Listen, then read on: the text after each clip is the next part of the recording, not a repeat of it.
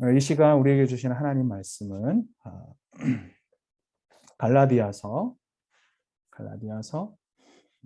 1장 6절부터 7절 말씀, 그리고 3장입니다. 3장, 제가 본문을 좀 바꿨습니다. 3장 1절부터 6절입니다. 먼저 갈라디아서 1장 6절부터 7절까지 말씀 우리 함께 보실 때 제가 여러분을 대신해서 받들어 읽겠습니다. 6절입니다. 그리스도의 은혜로 너희를 부르신 이를 이같이 속히 떠나 다른 복음을 따르는 것을 내가 이상하게 여기노라. 다른 복음은 없나니 다만 어떤 사람들이 너희를 교란하여 그리스도의 복음을 변하게 하려 함이라. 그러나 우리나 혹은 하늘로부터 온 천사라도 우리가 너희에게 전한 복음 외에 다른 복음을 전하면 저주를 받을지어다. 자, 3장입니다. 3장 1절. 어리석도다 갈라디아 사람들아, 예수 그리스도께서 십자가에 못 박히신 것이 너희 눈앞에 밝히 보이거늘 누가 너희를 꾀더냐. 내가 너희에게서 다만 이것을 알려 하노니 너희가 성령을 받은 것이 율법의 행위로냐 혹은 듣고 믿음으로냐. 너희가 이같이 어리석으냐. 성령으로 시작하였다가 이제는 육체로 마치겠느냐. 너희가 이같이 많은 괴로움을 헛되이 받았느냐. 과연 헛되냐. 너희에게 성령을 주시고 너희 가운데서 능력을 행하시는 이의 일이 율법의 행위에서냐 혹은 듣고 믿음에서냐.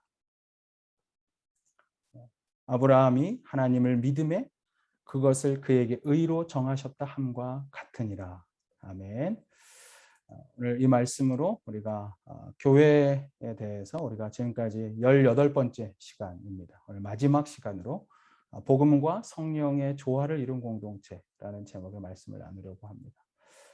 말씀 나누기 전에 우리 잠깐 인사할까요? 서로 인사를 안 했던 것 같은데 우리 온라인으로 있지만 축복합니다. 사랑합니다. 우리 함께 인사하고 저 멀리서도 이렇게 같이 함께하는 분들이 있습니다. 우리 정말 축복합니다. 사랑합니다. 함께 우리 손 흔들면서 인사하겠습니다. 시작. 축복합니다. 사랑합니다. 사랑합니다. 네, 반갑습니다. 네, 아이 반갑습니다. 이제 화면 뭐 편하게 하세요. 저는 여러분들이 얼굴 보는 게 좋은데 여러분들이 불편하면 또 편하실 대로 하셔도 괜찮습니다. 미국의 전 대통령이었던 오바마가 2009년에 아리조나주에 있는 한 고등학교에 가서 고등학교 졸업식인데 대통령이 갔습니다. 그리고 그가 했던 말이 굉장히 유명한 말이 지금도 남겨져 있습니다. 그 말이 뭐냐면 이런 거예요. You can't rest on your laurels. 월계관인데 발음이 어려워요. You can't rest on your laurels. Your own body of work is yet to come. 당신이 월계관을 받았다고 해서 성취했다고 해서 쉬지 마십시오. 혹은 나태하지 마십시오. 아직 당신이 해야 할 일, 당신이 몸으로 움직여서 당신 스스로가 해야 할 일은 아직 오지 않았습니다. 이런 뜻입니다. 그래서 이 말이 유명하죠. 원래 이디엄으로 있죠. Don't rest on your laurel. 월계관 혹은 내가 성취했을 때 로마 사람들에게 줬던 월계관을 내가 받았다고 해서 이제 나태하게 쉬지 마라. 그런 뜻입니다. 이런 말이 우리말로 바꾸면 이겁니다. 초심을 잃지 마라. 이런 것입니다. Don't forget your mindset you started with.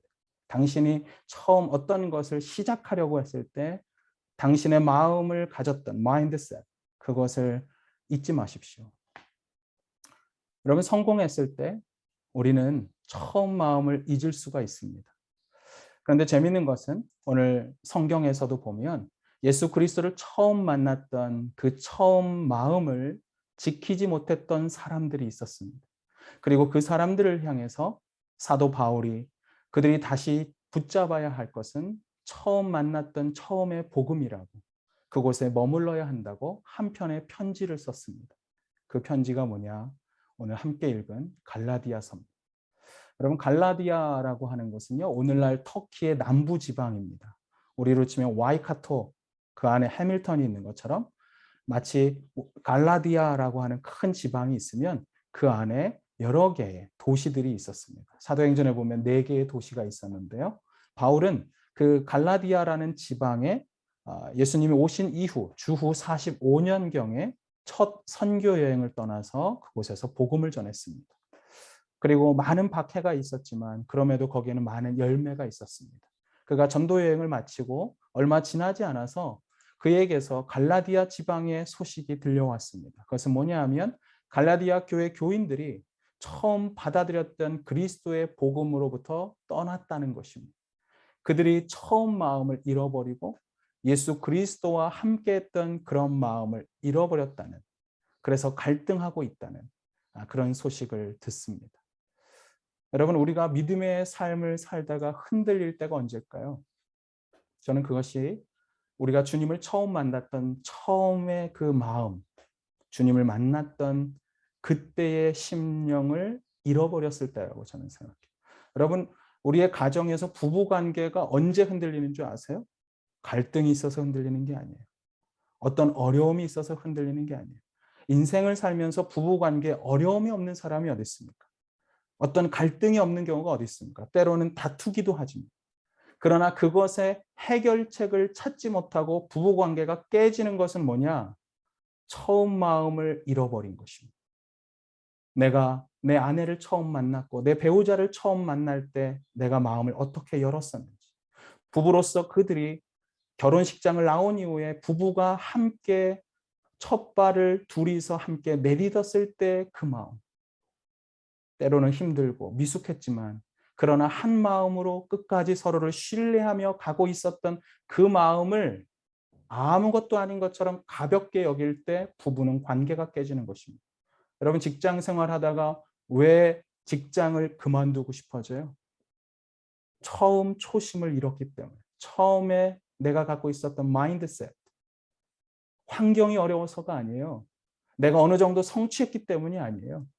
나에게 있어서의 모든 근본적인 방황과 모든 관계의 깨어짐의 이유는 뭐냐 하면 그 시작할 때의 첫 마음을 잃어버린 것입니다. 여러분, 마찬가지로 신앙의 공동체 안에서 우리가 그리스도인으로서, 교회로서 믿음의 여정을 시작하면서도 우리가 변하지 않고 믿음의 길을 온전히 가기 위해서 필요한 것은 뭐냐 하면 그것은 처음 복음, 처음 마음을 찾는 것입니다. 오늘 갈라디아 교회를 향해서 사도 바울은 그 처음 복음을 다시 들어야 하고 다시 붙잡아야 한다고 이야기합니다. 그것만이 교회가 변하지 않고 건강한 교회로 이 땅에서 살아갈 수 있는 이유가 되기 때문에. 자, 그렇다면 바울이 전하고 있는 건강한 교회의 길, 그것은 무엇일까요? 첫 번째로 은혜의 복음을 지키는 교회가 되어야 하는 것입니다. 은혜의 복음. 다른 것이 아니라 우리가 복음을 지키되 은혜의 복음을 지켜야 하는 것입니다. 자, 갈라디아서 1장은 사도 바울이 한탄하는 그의 안타까운 소식으로 시작됩니다. 우리 한번 오늘 본문 1장, 갈라디아서 1장 6절의 본문을 같이 한번 읽어볼까요? 시작. 그리스도의 은혜로 너희를 부르신 이를 이같이 속히 떠나 다른 복음을 따르는 것을 내가 이상하게 여기노라. 자, 여기서 보면 사도 바울이 얼마나 한탄스러웠던지, 내가 너무 이상해. 뭐가 이상하냐 하면 당신들을 향해서 처음 불렀던 그 복음을 떠났다는 게 난 너무 이상해.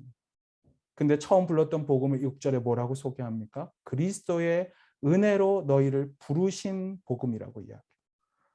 그 나를 부르신 주님, 그분은 은혜로 우리를 불렀습니다. 우리가 받은 복음은 은혜의 복음인 것입니다. 그래서 이 은혜의 복음을 설명하고자 바로 윗절에 4절에 보면 이렇게 설명합니다. 그리스도께서 하나님 곧 우리 아버지의 뜻을 따라 이 악한 세대에서 우리를 건지시려고 우리 죄를 대속하기 위하여 자기 몸을 주셨으니, 우리를 구원하기 위하여, 우리를 죄 가운데 있었던 우리를 대신 죄 사함을 위하여 자신이 대신 십자가에 내어주시기 위하여 죽으셨다. 이것이 바로 복음이라는 것입니다.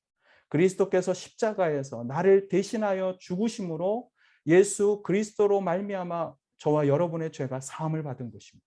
그리고 그 죄 사함으로 죄로부터 해방되어 우리가 자유를 얻게 된 이 복음은 전적인 하나님의 은혜고 하나님의 사랑의 선물인 것입니다. 그런데 6절을 보면 다시 6절에 가보면 이 갈라디아 사람들이 이 은혜의 복음을 떠났어요. 그리고 뭘 따르고 있다 그럽니까? 이같이 속기 떠나 뭘 따라요? 다른 복음을 따랐다. 여러분 다른 복음이 뭘까요? 갈라디아서에서 쭉 보시면 여러분들이 그 다음 절, 또 그 다음 절 2장까지 보면 다른 복음은 이것입니다. 율법을 따르는 사람, 율법주의자들. 여러분 율법주의라는 것은 이겁니다. 그것을 반드시 지켜야만 우리가 구원을 얻는다고 이야기합니다.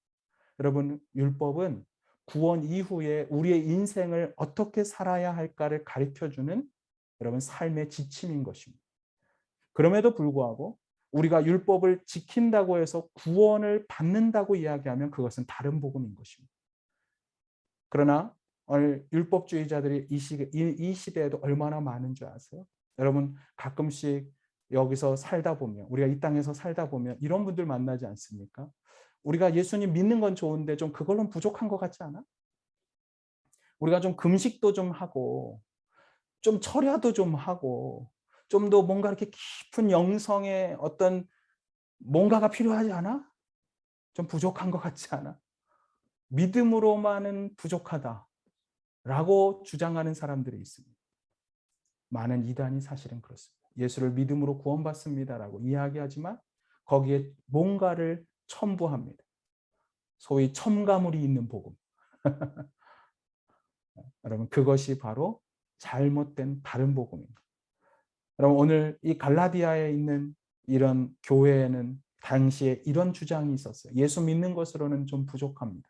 당신이 예수를 믿을 뿐 아니라 당신이 믿어서 하나님의 자녀가 됐다는 의미에서 할례를 행하라 라고 이야기합니다. 그래서 할례를 행하는 것이 당신에게 구원의 또 다른 조건인 것처럼 종교적인 의식을 행해야 한다라고 주장했습니다. 여러분 이런 행위를 강조하는 사람들의 잘못, 왜 그것이 잘못된 걸까요? 여러분 행위를 강조하고 우리가 도덕적으로 사는 거 그건 나쁜 게 아니에요. 그러나 그것이 그리스도의 복음 안에 들어온다면 다시 말하면 우리의 구원에 있어서 행위를 강조하는 일이 일어나면 뭐가 되냐? 십자가의 복음, 은혜의 복음을 무효화하는 것입니다. nullify. 아무것도 아닌 거죠. frustrate. 무너뜨리는 것입니다. 갈라디아서 2장의 마지막 절에 그 결론적으로 그것을 이야기했습니다. 2장 마지막 절인 21절에 보면 내가 하나님의 은혜를 패하지 아니하노니 은혜를 패하지 않았다 그래요. 은혜가 있어야 한다고. 왜냐하면 만일 의롭게 되는 것이 다시 말하면 우리가 죄사함으로 깨끗함을 입고 의롭게 구원받는 것이 율법으로 말미암았다면 뭐라고 되어 있어요? 그리스도께서 헛되이 죽으셨느니라. 우리의 구원받는 것이 믿음 외에 율법을 더하거나 어떤 행위를 추가해야 한다면 그리스도의 죽음은 필요가 없는 죽음이에요. 헛된 죽음인 거예요. 예수께서 우리가 행위로 구원받는다면 예수님이 이 땅에 오실 이유도 없었고 예수께서 십자가에서 죽으실 이유도 없는 것입니다. 그러나 여러분 은혜는 무엇입니까? 은혜는 이것입니다. 받을 자격이 없는 자에게 베풀어 주시는 조건 없는 사랑. 나는 전혀 받을 수 없지만 받을 자격이 하나도 없음에도 불구하고 조건 없이 베풀어 주시는 하나님의 사랑, 그것이 바로 은혜고 그 은혜를 따라 우리의 죄를 사하기 위하여 예수께서 자신을 희생하시고 속죄의 제물이 되신 것입니다. 이것을 믿는 것이 바로 복음을 듣고 복음을 받아들였다는 것. 그러므로 바울은 이 은혜의 복음을 붙잡으라고 오늘 강조하고 있습니다. 자, 한번 오늘 본문에 1장 8절 한번 그리고 9절, 8절과 7절과 8절 같이 한번 읽어볼까요? 7절 시작. 다른 복음은 없나니 다만 어떤 사람들이 너희를 교란하여 그리스도의 복음을 변하게 하려 합니다. 그러나 우리나 혹은 하늘로부터 온 천사라도 우리가 너희에게 전한 복음 외에 다른 복음을 전하면 저주를 받을지어다. 여러분 사도 바울이 이렇게 화를 낸 적이 없어요. 저주를 받을지어다. 그런데 누구에게도 저주를 내린대요. 우리에게도. 복음을 처음 전해줬던, 복음을 알려주었던, 복음 전도자였던 우리가 처음 복음이 아니라 다른 것을 강조하기 시작한다면 하나님의 은혜를 체험하고 그리스도의 사랑으로 구원받은 우리가 보잘것없는 저 행위를 다시 의존하고 붙잡으려고 한다면 그것은 변절된 것이고 그것은 다른 복음을 따르는 것이다. 저는 우리 교회가 이 순수한 복음을 지키는 교회이기를 바랍니다. 이 오리지널 은혜의 복음, 변할 수 없고 변해서는 안 되는 이 은혜의 복음을 변질시키지 않고 우리 교회가 10년 그리고 20년 후에도 변함없이 이 복음을 선포하고 가르칠 수 있는 교회가 되길 바라요. 저는 그것이 단지 강단에서 목회자가 선포하는 것이라고 말하고 싶지 않아요. 강단에서 당연히 그리스도의 복음은 선포돼야 되고 강단에서 당연히 예수 그리스도의 복음은 나누어져야 합니다. 그러나 훨씬 더 기대하는 것은 이것입니다. 우리 교회가 진정 복음의 은혜의 복음을 붙잡고 살려면 우리의 삶에서 각자 성도들의 인생의 걸음에서 은혜의 복음이 선포되어져야 되고 그것이 우리의 삶에서 나누어져야 한다는 것입니다. 우리의 목장교회 안에서도 은혜가 나누어져야 되고 은혜의 복음의 감격 아래서 감사하며 사는 삶을 우리가 살 때만이 우리는 진정 복음의 공동체를 이루며 사는 거예요. 저는 정말 우리 교회가 그런 우리의 입술에 은혜가 있었으면 좋겠어요. 주님이 나를 은혜로 구원하시고 은혜로 복음으로 그 은혜의 복음으로 나를 살리셨던 것을 내 입술이 증거할 수 있었으면 좋겠어요. 믿는 사람들마다 은혜가 끼쳐지고 만나는 사람들마다 그 예수 그리스도의 은혜를 경험하게 하는 전달자의 삶을 우리가 살아낼 때 그때 비로소 우리 교회는 진정 은혜의 공동체가 되는 것입니다. 여러분 그런 삶을 살길 원하십니까? 화면이 안 보여서 아멘을 하고 있는지 안 하는지 제가 모르겠지만 저는 여러분들이 그런 복음을 입술로 나눌 수 있었으면 좋겠어요. 은혜의 복음. 그럴 때만 우리 교회는 세월이 흘러도 사라지지 않는 진정한 은혜의 공동체가 되는 것입니다. 우리 교회가 어떻게 건강한 교회가 될 것인가? 마지막 두 번째로 성령의 열매를 구하는 교회가 되어야 합니다. 우리가 은혜의 복음을 지켜야 하는 교회. 그리고 그 다음에 우리는 성령의 열매를 구하는 교회가 되어야 합니다. 우리가 간혹 이 은혜의 복음, 다시 말하면 오직 믿음으로 구원받는다. 오직 그리스도의 은혜로만 구원받는다. 그래서 어떤 행위도 상관없이 우리는 은혜로만 구원받는다는 이 진리가 선포될 때마다 저는 목회자로서 제 마음에 가장 큰 염려가 있어요. 그게 뭔지 아십니까? 은혜로 구원받는다면, 그래서 행위와 상관없이 구원받는 것이라면 이제부터 나는 그냥 아무렇게나 살아도 되겠다. 저는 이런 그리스도인들이 나올까 봐 걱정이에요. 행위 자체가 우리의 행위로 구원받지 못한다는 이 말이 우리가 구원받은 이후에 제멋대로 살아도 된다는 그런 방관자적인 인생을 그냥 방임하는 인생을 살게 하는 것이 아닙니다. 그렇다면 우리가 우리의 행위로 구원받는 것은 아니지만 그러나 그 구원 이후에 우리는 우리의 삶을 어떤 기준으로 살아야 할까요? 다시 말하면 우리가 믿음으로 구원받는다면 그리스도인의 삶의 기준은 무엇이어야 하냐는 것입니다. 그것은 바로 이것입니다. 성령인 것입니다. 우리의 인생의 삶의 기준은 성령이어야 합니다. 오늘 사도 바울은 갈라디아 교회를 향해서 후반부에 가면서 계속해서 끊임없이 강조하는 것은 성령의 인도함을 받는 삶입니다. 믿음으로 구원받은 사람들, 그들의 삶을 지배하는 것은 성령이고 그리고 성령의 가르침을 따라서 사는 삶을 살아야 한다고 그렇게 사도 바울은 이야기합니다. 자, 그 말씀이 오늘 또 다른 본문인 갈라디아서 3장에 나옵니다. 3장 2절 말씀 우리 같이 한번 읽어볼까요? 갈라디아서 3장 2절 말씀 같이 한번 읽어보겠습니다. 시작. 내가 너희에게서 다만 이것을 알려 하노니 너희가 성령을 받은 것이 율법의 행위로냐 혹은 듣고 믿음으로냐. 여러분 우리가 언제 성령을 받았습니까?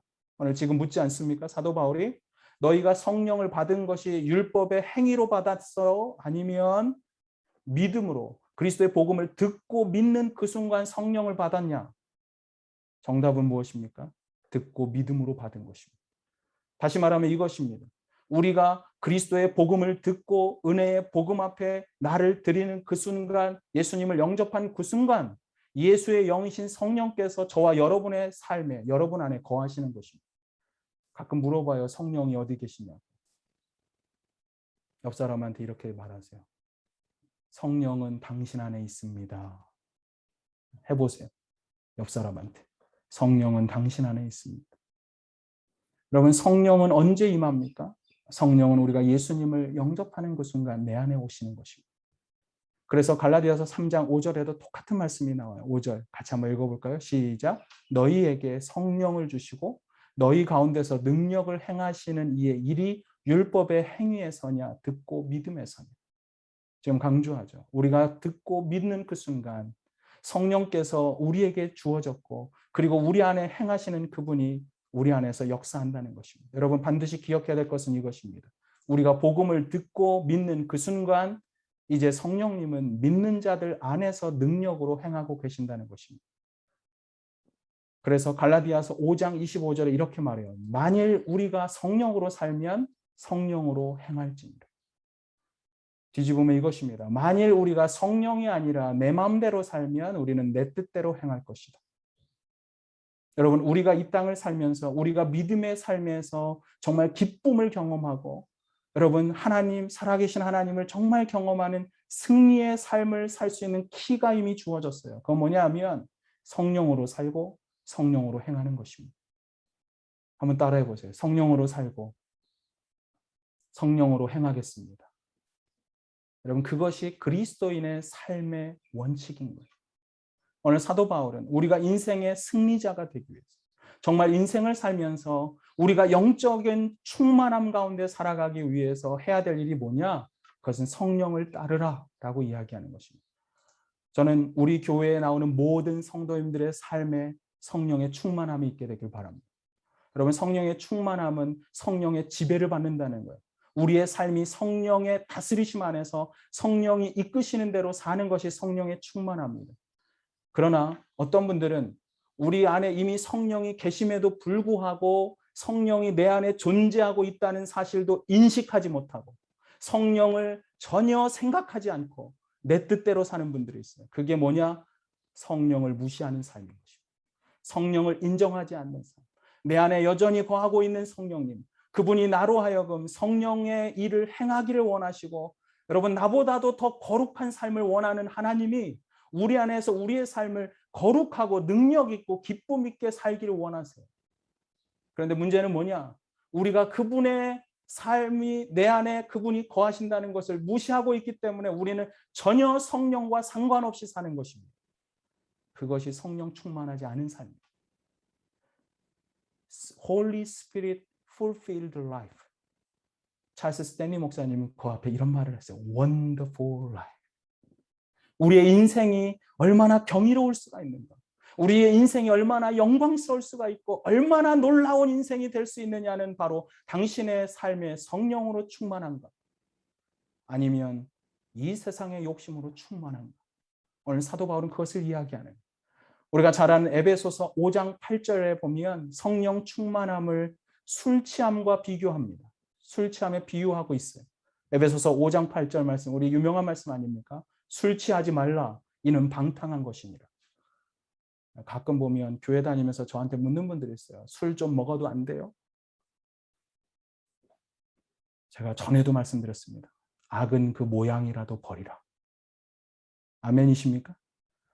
이것에 아멘이 안 되는 분들 저는 좀 의심스럽다고 생각해요.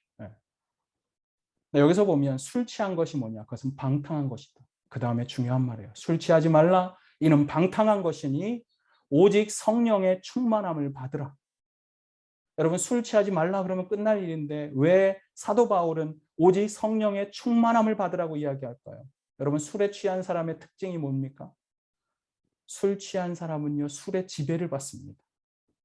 술이 사람을 통제하기 시작합니다. 왜 술 먹고 사람이 필름이 끊겼다 그래요? 내 생각을 술이 지배하기 때문에 그래요.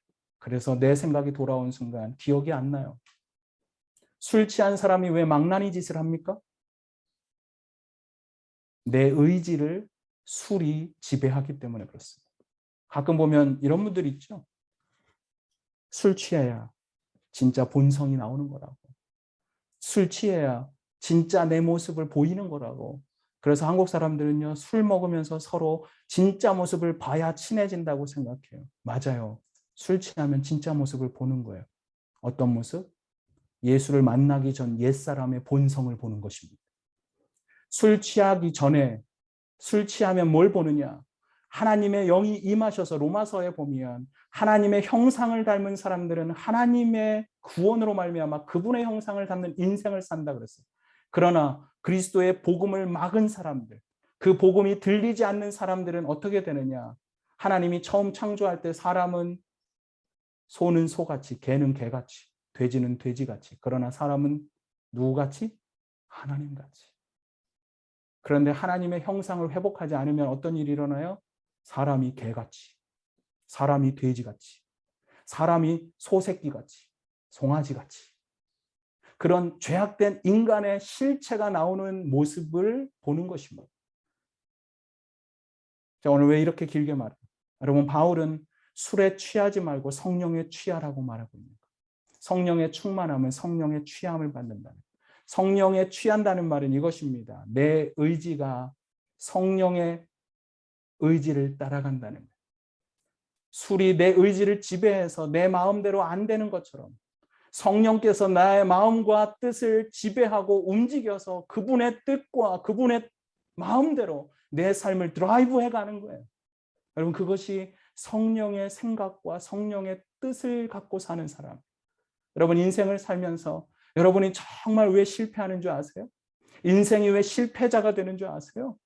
그리스도를 믿음에도 불구하고 왜 기쁨이 없는 신앙생활을 하는 줄 아십니까? 성령에 따라서 인생을 살지 않기 때문에 그래요. 성령의 뜻을 구하지 않고 성령의 인도함 받기를 저는 사모하지 않는 사람들, 그 사람들은 성령의 충만함을 갖지 않은 사람들. 그러나 정말 내 뜻과 내 생각을 버리고 내 마음대로가 아니라 주님의 뜻대로 살기를 강구하는 사람, 그 사람들만 성령의 충만함을 받은 사람. 저는 우리 교회가 성령의 충만함이 있게 되길 바라요. 아멘이십니까? 여러분의 삶이 성령의 충만함이 있기를 바라요. 그러나 여러분, 오해하지 마십시오. 성령의 충만은 다시 우리가 기도하면서 성령을 다시 받는 게 아니라 이미 성령은 우리 안에 임해 있습니다. 중요한 것은 이것입니다. 임하신 성령님 앞에 내가 붙잡고 있고 내가 갖고 있는 소유권을 내려놓는 거예요. 여러분, 이미 우리는 성령님이 내 안에 오셔서 우리는 성령을 소유하고 있습니다. 중요한 것은 이것입니다. 성령이 여러분을 소유하고 있습니까? 나는 성령님을 담고 있습니다. 내 안에 담고 있어요. 내 안에 성령이 계세요. 내가 성령님을 소유하고 있어요. 내게 생명이 있어요. 근데 중요한 건 이거예요. 그 성령이 여러분을 totally, 전인적으로 그리고 전적으로 여러분을 다스리고 소유하고 계신가요? 여기 컵이 있어요. 컵. 제가 여기 보면 지금 컵에 물을 담아놨어요. 자, 보시면 컵 안에 물이 있습니다. 그죠? 그런데 물이 컵을 삼킬 수가 있어요. 어떻게 하면? 계속 부으면. 계속 부어서 물이 흘러 넘치면 처음에는 컵이 물을 담고 있었지만 나중에 물이 컵을 삼키는 것입니다. 성령 충만함이 이거예요. 흘러 넘치게 하는 것입니다. 여러분은 얼마나 성령님께 이 내가 컵이라고 생각하면 나를 하나님이 소유하도록 얼마나 여러분의 소유권을 포기하고 계신가요? 그분의 통제 아래 나의 것을 얼마나 내려놓고 얼마나 그분에게 맡기고 살고 있나요? 정말 여러분은 성령이 다스리시고 지배하는 삶을 원하십니까? 여러분의 삶이 언제나 거룩함으로 있길 원하십니까? 언젠가 유기성 목사님 책을 보는데 이렇게 말하더라고요. 나는 예수님을 알기는 알았지만 성령에 충만하지 않으니까 은밀한 곳에서 나는 은밀하게 죄를 짓고 있었다. 그러나 성령에 충만하니까 나는 은밀한 곳에 있을수록 은밀하게 하나님을 만나며 그분의 영광 가운데 살 수가 있었다. 그것이 나는 이런 신앙의 고백이다. 나는 죽고 예수로 사는 삶. 여러분의 인생 안에 왜 아직도 내가 살아있어서 내 것을 포기하지 않으니까 우리는 성령의 이끌림 받는 삶을 살 수가 없는 거예요. 저는 우리 교회가 정말 성령의 충만한 가운데 있게 되길 바라요. 우리의 삶에서 부드럽지만 너무나도 단호하게 말씀하시는 성령의 음성 앞에 내 자신을 내려놓고 내 소유권을 포기하고 그분을 따르는 삶. 오늘 사도 바울은 그래서 갈라디아서 5장 16절에 이렇게 말해요. 너희는 성령을 따라서 행하라. 그리하면 육체의 욕심을 이루지 아니하리라. 우리 안에는 육체의 소욕과 성령의 욕심 두 가지가 항상 있는 거예요. 중요한 건 이겁니다. 내가 성령의 욕심을 따라서 살 것인가? 아니면 세상의 욕심을 따라서 육체의 욕심, 옛사람의 성품대로 살 것인가? 나는 옛사람의 성품의 지배를 받을 것인가? 아니면 성령의 지배를 받을 것인가? 여러분, 성령을 따라 행하는 삶이 무엇입니까? 내 모든 경험을, 내 모든 물질을, 내가 가치 있게 여기는 내 자녀들, 내 꿈, 내 소망, 이 모든 것을 그분 앞에 포기하는 거예요. 내가 십자가에서 못 박혀서 죽을 때 내가 그리스도가 죽으실 때 나와 함께 그리스도가 죽었다고 고백하는 거예요. 그게 갈라디아서 6장의 고백 아닙니까? 내게는 우리 주 예수 그리스도의 십자가 말고는 자랑할 게 없습니다. 왜냐하면 그리스도로 말미암아 내가 세상에 대하여 죽었기 때문이다. 여러분, 왜 죽었는데 자꾸 살아 있어요? 여러분, 십자가에서 죽었는데 왜 자꾸 살아서 꿈틀대냐고. 아직도 우리는 안 죽은 거예요. 그리스도의 십자가에 내 모든 자아도, 내 모든 욕심도, 내 모든 미래도, 인간적인 모든 것은 못 받고 나는 죽고 그리스도가 부활하며 성령 안에서 내가 살아가는 삶. 여러분, 그 기대가 되지 않아요? 여러분, 그런 삶 한번 살아야 되지 않겠어요? 여러분, 도대체 신앙생활을 어떻게 하실 거예요? 하필 예수님 만났는데 이거 어떻게 살아갈 거예요? 이거 어영부영 세상에 다리 한쪽 올려놓고 하나님 나라에 다리 한쪽 걸쳐놓고 십자가는 액세서리처럼 맨날 목에다가 들고 다니고, 여러분, 그렇게 살 거예요? 내 인생의 물결에 휩쓸려 갈 때마다 내가 거기를 끌려가지 않게 붙잡는 게 십자가예요. 세상의 시대에 끌려가지 않으라고. 오히려 세상을 구원하는 자가 되라고. 그래서 십자가가 있고, 나가 죽은 것 같지만 나로 하여금 진정 살게 하는 게 십자가의 복음이고, 그것이 성령의 삶이라는 것이죠. 저는 여러분들이 정말 성령의 인도함 받았으면 좋겠어요. 성령 하나님을 사모할 수 있었으면 좋겠어요. 내가 내 뜻대로가 아니라 주님이 내 안에 있다면 내 것으로 생각하는 내가 포기되어지고, 내 마음대로 살고 싶은 내가 포기되어지고, 날마다 하나님을 인정하고, 성령님 오늘도 말씀하시옵소서. 성령님, 제가 주님을 따르겠습니다. 그러면 내 안에서 성령이 역사하기 시작하는 거예요. 내가 성령이 행하실 그 일을 나도 모르게 행하기 시작하는 거예요. 내 삶이 성령의 뜻을 따라 조금씩 움직여가는, 나는 성령의 사람이 돼가는 것입니다. 저는 여러분에게 이런 성령 충만의 은혜가 있었으면 좋겠습니다.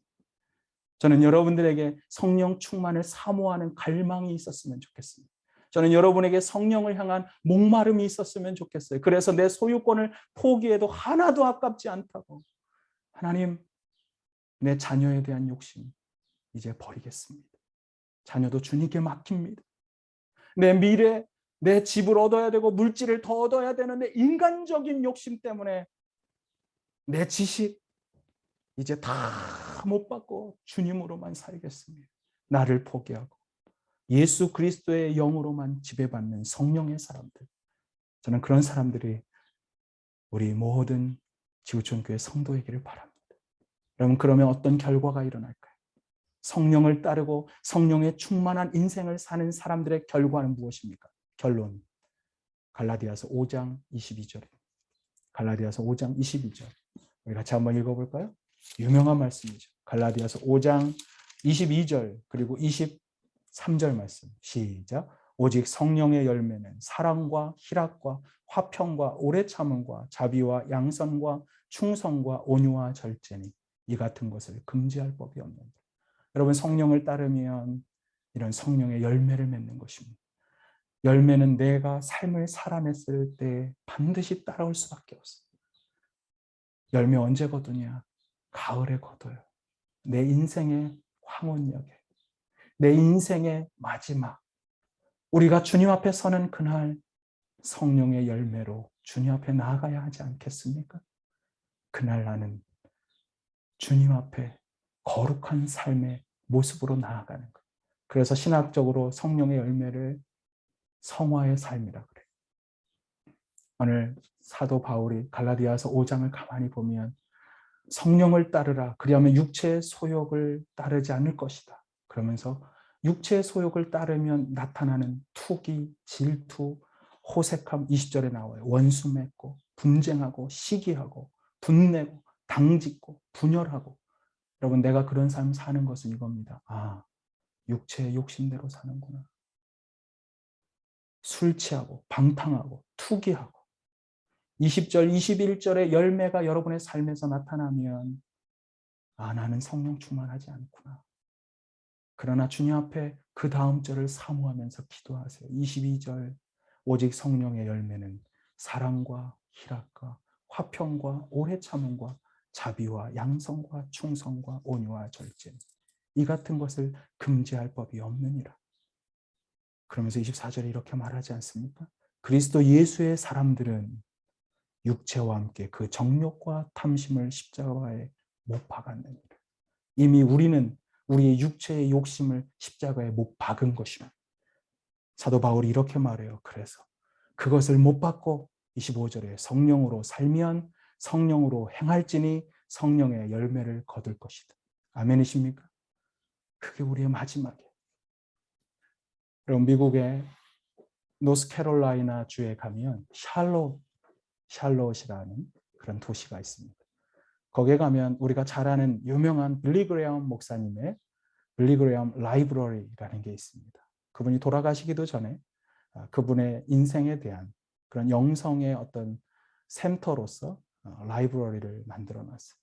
거기에 가면 입구에 들어가다가 오른쪽에 보면 먼저 빌리 그레엄보다 먼저 돌아가신 루스 그레엄, 이 전도자, 위대한 전도자의 좋은 헬퍼였고 그리고 믿음을 붙잡아 주었던 그 그레엄의 여사였던 루스 그레엄 여사가 거기에 묻혀 있습니다. 근데 거기 묘에 가면 아주 독특한 비석이 있어요. 한번 우리 영준 형제 보여주실까요? 거기 보면 보이시나요? 그 묘비에 여러분 미국 사람이 죽었는데 묘비에다가 한자로 의라고 써놨어요. 의라고. 보이세요? 툼스톤, 그 맨 위에 한자로 의로울 의자를 써놨습니다. 여러분, 한자의 의는 양을 뜻하는 양양자 아래에 누가 있어요? 양 아래? 나를 뜻하는 나아자. 그러니까 양이 있고 그 밑에 내가 있어요. 이 루스 여사는 여러분, 그의 아버지가 중국 선교사였습니다. 선교사였던 아버지를 따라서 그는 어린 시절 중국에서 자라났고 그리고 한자를 배웠습니다. 한자를 배우는 날 의롭다함을 입는 칭의, 우리가 죄에서 사함을 받고 의롭다함을 얻는다는 말을 아버지에게 이렇게 배웠습니다. 우리의 어린 양 되신 예수 그리스도의 피가 내 위에 흐르는 그 순간 우리는 의롭게 되는 것이란다. 내가 있고 그 위에 어린 양 되신 예수 그리스도가 피로 나를 덮는 그 순간 우리는 의롭게 된다고 한자에 있는 의로울 의자로 가르쳐 주었던 것입니다. 그녀가 제일 사랑했던 한자, 그 글자는 바로 의자였어요. 우리의 어린 양 되신 예수님만이 나의 의가 되십니다라고 그녀는 언제나 고백했습니다. 나의 자랑은 우리의 어린 양 되신 예수 그리스도. 그리고 여러분, 그 묘비 그 맨 아래에 보면 이렇게 써 있지 않습니까? 아래에는 영어로 end of construction. Thank you for your patience. End of construction. Thank you for your patience. 이거 어디서 많이 본 글자 아니에요? 여러분, 길거리 다니다 보면 under the construction 혹은 길 막 달리다 보면 도로에 이런 거 붙어 있지 않습니까? Thank you for your patience. 이런 거 본 기억 나요, 여러분? 공사 끝 당신의 인내에 감사합니다. 왜 이 말을 하필이면 자기의 묘비명에 써놨을까? 루스 여사가 자기가 살던 지역에 그 마을의 동네에 보면 여러분 늘 이런 말이 써 있는 거예요. Under the construction. 공사 중 sorry for that. 공사 중입니다. 죄송합니다. 늘 불편한 마음으로 공사 중인 곳을 지나가는데 어느 날 갑자기 그 간판이 바뀌었어요. 이렇게 End of construction. Thank you for your patience. 공사 끝 그동안 참아주셔서 참 감사합니다. 이 문자를 보는 순간 루스 여사가 운전하고 있는 빌리 그레엄 목사님께 부탁을 합니다. 여보, 내가 죽으면 내 무덤에다가 저 글자 좀 써줘. 왜냐하면 나는 주님 앞에 서는 그때까지 나는 의롭지 않아. 오직 주님만이 의로워. 그런데 문제는 이거야. 나는 아직도 의롭지 않아서 공사 중이야. 내 인격은 아직도 고쳐져야 돼. 내 성품은 아직도 고쳐져야 돼. 그래서 얼마나 많은 사람들이 나 때문에 피곤하고 나 때문에 공사 중인 나 때문에 힘들어. 그러나 마지막 날 우리 주님의 의로우신 어린 양의 그 피로 나는 완전히 성화가 될 거야. 그때 그렇게 꼭 써줘. End of construction. 그리고 이렇게 Thank you for your patience. 나와 함께 살아준 모든 성도들이여, 나를 참아줘서 참 감사합니다. 여러분, 이 얼마나 아름다운 고백인가요? 내가 세상을 떠나는 날, 나는 그래도 End of construction. 나는 성화의 완성을 이루었다고 고백하기를 원하는 그녀의 마음. 여러분, 우리는 예수 그리스도를 믿음으로 그리고 은혜로 의롭다함을 얻어 하나님의 자녀가 되었습니다. 아멘이십니까? 아멘이세요? 네. 예수를 믿고 우리가 그분의 은혜로 인하여 우리는 의롭다함을 입고 하나님의 자녀가 된 것입니다. 이 복음을 놓치면 안 돼요, 우리 교회는. 그리고 그 다음 중요한 건 이것입니다. 우리가 또한 그 순간 나에게 임한 성령을 따라서 살다 보면, 그분의 은혜로 살고 성령을 따라서 성령을 구하며 인생을 살다 보면 우리도 루스 그레엄 여사처럼 그동안 인내해 주셔서 참 감사합니다. 그러나 저는 마지막에 주님으로 인하여 성화된 삶을 살아갑니다. 내 안에 거하시는 성령, 여러분, 그분을 인정하는 삶을 살 수 있을까요? 내 안에 거하시고 나를 인정하시고 그분 앞에 내 모든 소유, 내 소중한 것을 다 양도하는 그 순간 우리는 성령의 열매를 맺는 인생, 성령 충만한 삶을 살아가는 것입니다. 저는 우리 교회 성도님들이 제발 성령의 인도하심대로 생각했으면 좋겠어요. 여러분들이 사역하면서 성령의 인도함 받아서 행동하고 말했으면 좋겠어요. 여러분들이 밖에 나가서 어떤 사람을 만나든 성령이 주시는 지혜로 말했으면 좋겠어요. 그러면 와, 해밀턴 지구촌교회 성도들은 좀 다르구나. 해밀턴에 있는 한인들은 좀 다르구나. 그리스도인들은 정말 다르구나. 우리 주님이 영광 받으시는 것입니다. 저는 그 성령 충만한 공동체, 그래서 주님께 영광 돌리는 공동체가 우리 교회가 되기를 다시 한번 주님의 이름으로 축복합니다. 함께 기도하겠습니다. 이 시간 기도할 텐데, 정말 그렇습니다. 주님, 정말 내 모든 나의 나된 것은 주님의 은혜입니다. 나를 구원하신 것도 주님의 은혜고, 내가 오늘 하나님 앞에 서서 예배할 수 있는 것도 주님의 은혜입니다. 그러나 또 하나 기억하는 것은 은혜로 구원받는 그 순간 내 안에 성령이 와 계셨다는 것입니다. 그런데 주님, 그동안 저는 성령을 무시하며 살았습니다. 성령의 말씀을 무시하며 살았습니다. 주님, 저를 용서하여 주옵소서. 이제는 성령님을 인정합니다. 성령님을 수용합니다. 내 모든 소유권을 포기합니다. 내 욕심을 내려놓습니다.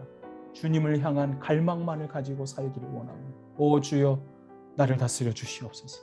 우리 이 시간 성령님을 구하고 주님의 은혜를 구하는 우리 간절한 마음으로 하나님 앞에 기도하겠습니다. 거룩하신 아버지 하나님, 그렇습니다. 오 아버지 하나님, 성령 충만함을 구합니다. 아버지 하나님의 성령의 욕심을 따라서, 성령의 인도하심을 따라서 살기를 소원합니다. 하나님, 나의 생각과 우리의 하나님 교회 공동체에 나아갈 길은 주님이 인도하실 줄로 믿습니다. 나보다 나를 더 하나님 사랑하셔서 내 거룩한 삶을 원하고 진정으로 나로 하여금 변화된 삶을 원하시는 주님, 그 주님의 마음을 따를 때만 나는 변화될 수 있습니다. 내 삶은 온전히 새로워질 수가 있습니다. 아버지 하나님, 하나님의 내가 신분적으로 의롭다 하지만 여전히 나는 의로운 삶을 살아낼 능력도 없고 힘도 없습니다. 그러나 성령께서 내 안에 계시기에 하나님, 나는 살아낼 줄로 믿습니다. 주님의 말씀을 따라서, 성령 하나님을 따라서 성령 충만한 하나님의 놀라운 은혜 안에 우리 모두가 거하게 하여 주시옵소서. 오 주여, 우리 공동체가 주님 안에 그렇게 살아가게 하시고 주의 은혜 아래만 하나님 머물 수 있도록 주님 붙잡아 주시옵소서. 우리 주 예수님 이름으로 기도합니다. 그렇습니다. 주님, 내 모든 것을 주님 앞에 내려놓습니다. 주께서 내 모든 삶 위에 당신의 피를 쏟으시고 나를 구원하셨기에, 주님이 내 안에 계시기에 그 주님 앞에 내 모든 소유를 내려놓습니다. 포기합니다. 주님, 주께서 다스려 주시고 내 뜻도 내 의지도 내 지식도 내 그 잘난 내 자존심도 내려놓습니다. 예수 그리스도의 십자가에 못 박습니다. 주님으로 충만케 하여 주옵소서. 우리 안에 아직도 술 취함과 음행과 분냄과 그리고 다투고 자기의 의를 주장하려고 하는 모든 악한 세력들은 성령이여 임하여 주셔서 성령의 불로 그 모든 것을 태워주시사 우리로 하여금 다시 성령 하나님의 거룩한 영으로만 불타오를 수 있도록 주께서 우리 가운데 역사하여 주시옵소서. 우리 안에 예수 그리스도의 보혈의 능력으로 이 모든 죄악들이 다 불태워지고 사라지고 우리 가정에서 죄악은 떠나가게 하여 주시옵소서. 우리 주님의 은혜만이, 주님의 능력으로만이 살아가는 우리들 모두가 되게 하여 주옵소서. 우리 주 예수님의 이름으로 기도합니다. 아멘.